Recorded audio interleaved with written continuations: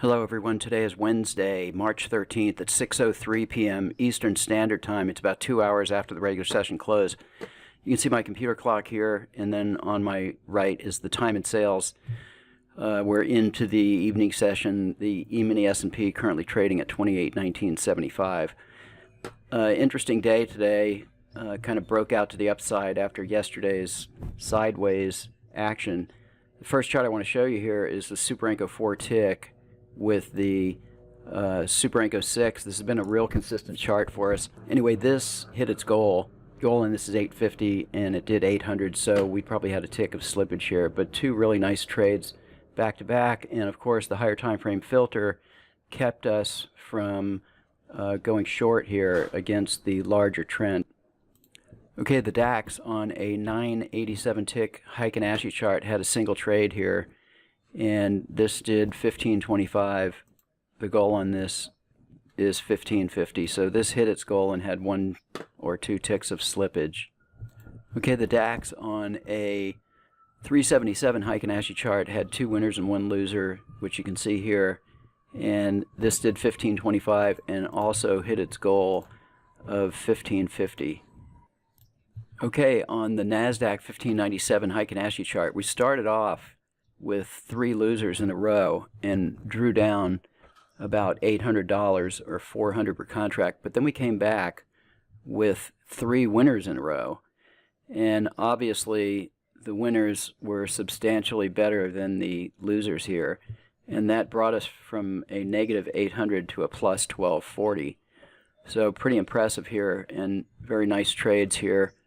It goes to show that this would be really hard to do. You know, had you incurred this manually trading and then come back and make these three winners in a row, that would be, I would say the chances of that happening in real life are zero.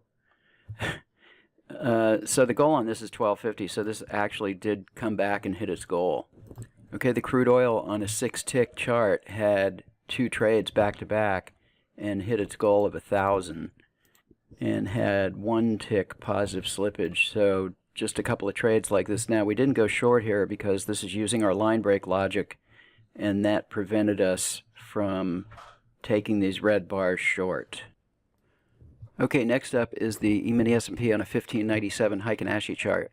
We had a very small loser here, just a tick or so, and a very well-placed trade here after an hour after the open, and this got out at the high of this move. This wasn't the high of the day, this was here, but still really excellent trade placement. This move all in all was about 10 points or so, 11 points, and this one hit its goal of 1,000, I believe. Okay, next up is the Emini S&P on a Super Enco 4 tick with a 4 tick higher time frame, but this one has a higher sensitivity of 2. The lower time frame sensitivity is 0.618. And so this had two trades back to back. You can see them here, and this worked out pretty nicely. This one hit its goal. The goal is 850, so we had a couple of ticks of slippage. Okay, next is the Emini S&P Super Enco 4 tick with a Super Enco 5 tick higher time frame, and this has a goal of 750, and so we hit our goal and had some slippage here.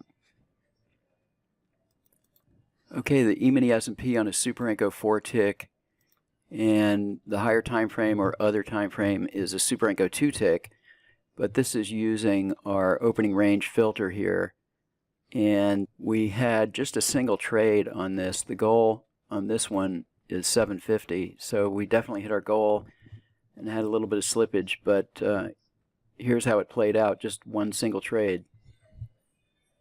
Okay, the ES on a Super Enco 6 tick had, again, an inconsequential loser here, and then a single trade here that brought us to 462.50. That's almost 10 points for the day. Still a respectable performance.